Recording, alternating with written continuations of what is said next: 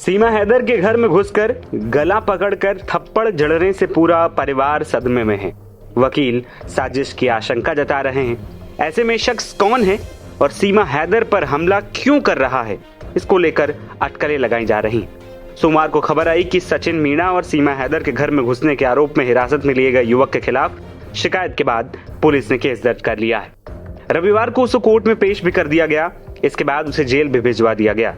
पूछताछ में उसने कबूल किया कि सचिन और सीमा का वो फैन है और यहाँ उनसे मिलने आने की बात कही। पुलिस का दावा है कि आरोपी मानसिक रूप से बीमार है। फिलहाल पुलिस भी ये बात मानने को तैयार नहीं है कि उसने सीमा हैदर के साथ मारपीट की।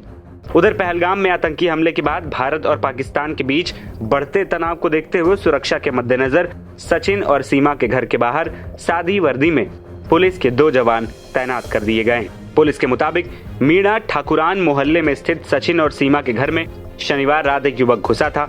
उसे परिजनों ने दबोच लिया। सूचना पर पहुंची पुलिस ने युवक को हिरासत में लेकर पूछताछ शुरू की। पूछताछ में युवक ने बताया कि उसका नाम तेजस जानी है, जिसकी उम्र 35 साल है और वो गुजरात की सूर्यनगर जिले का रहने वाला है। वो गुजरात से ट्रेन में सफर करते हुए नोएडा के रबुपुरा पहुंचा था। पुलिस से वहां की थाना पुलिस से वेरिफिकेशन कराया तो पता चला कि आरोपी का कोई आपराधिक इतिहास नहीं है। मां की मृत्यु हो चुकी है, पिता मानसिक रूप से कमजोर हैं, उसके परिवार में कोई और नहीं है।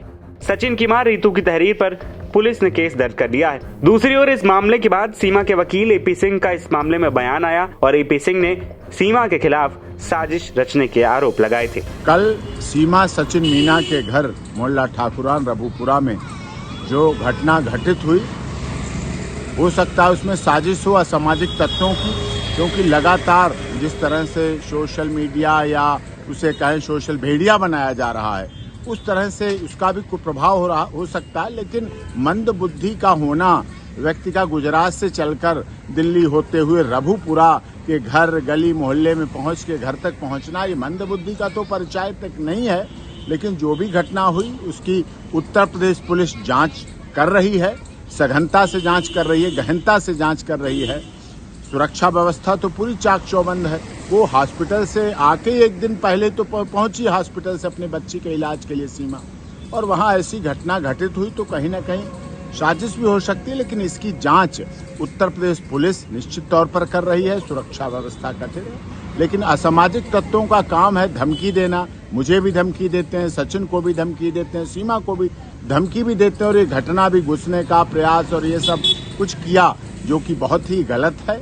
बेटी का, बहन का, किसी की बेटी, किसी की बहन, किसी की बहू महिला है, अंततः महिला का अपमान नहीं होना चाहिए महिला के साथ। और वो माननीय अदालत के कोर्ट के आदेश पर है, यहाँ आदेश का भी अवहेलना है। ये भी एक कंटेम्प्ट ऑफ कोर्ट की है कि जब आदेश का पालन कर उस समय ऐसे लोग असामाजिक तत्व करके जाएं तो ऐसे लोगों के खिलाफ निश्चित तौर पर उत्तर प्रदेश पुलिस कार्य कर रही है। देश के महामहिम राष्ट्रपति जी की याचिका पहले से लंबित है।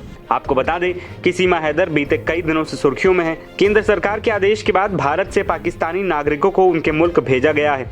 सीमा भी पाकिस्तान से आई हैं। ऐसे में उनको भी पाकिस्तान भेजे जाने की चर्चाएं थी। लेकिन फिलहाल उनके वापस जाने की खबरों के बीच उनके घर पर अज्ञात शख्स ने हमला बोल दिया।